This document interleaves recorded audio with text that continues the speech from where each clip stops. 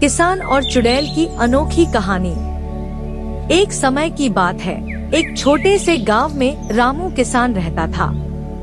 वह बहुत मेहनती और दयालु था, लेकिन उसकी फसलें हमेशा खराब हो जाती थी।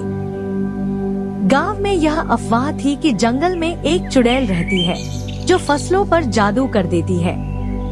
एक रात रामू ने तय किया कि वह जंगल में जाकर देखेगा कि उसकी फसलें क्यों बर्बाद हो रही हैं। उसने देखा कि एक रहस्यमयी रोशनी खेतों के पास चमक रही थी।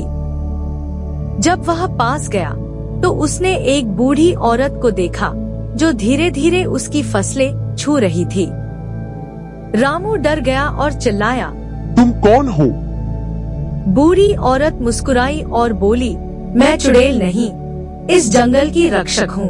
तुम्हारी फसलें इसीलिए खराब हो रही हैं, क्योंकि तुम मिट्टी की देखभाल नहीं करते।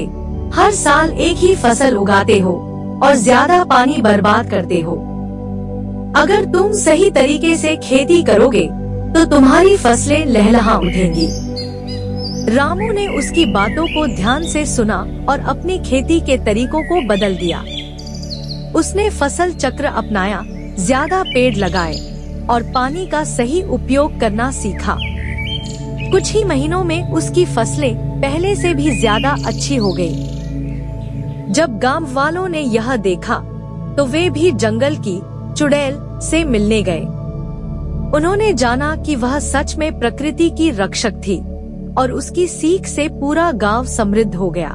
यह कहानी हमें सिखाती है कि अंधविश्वास से दूर रहकर प्रकृति के नियमों को समझकर और सही तरीके से खेती करके हम समृद्ध हो सकते हैं।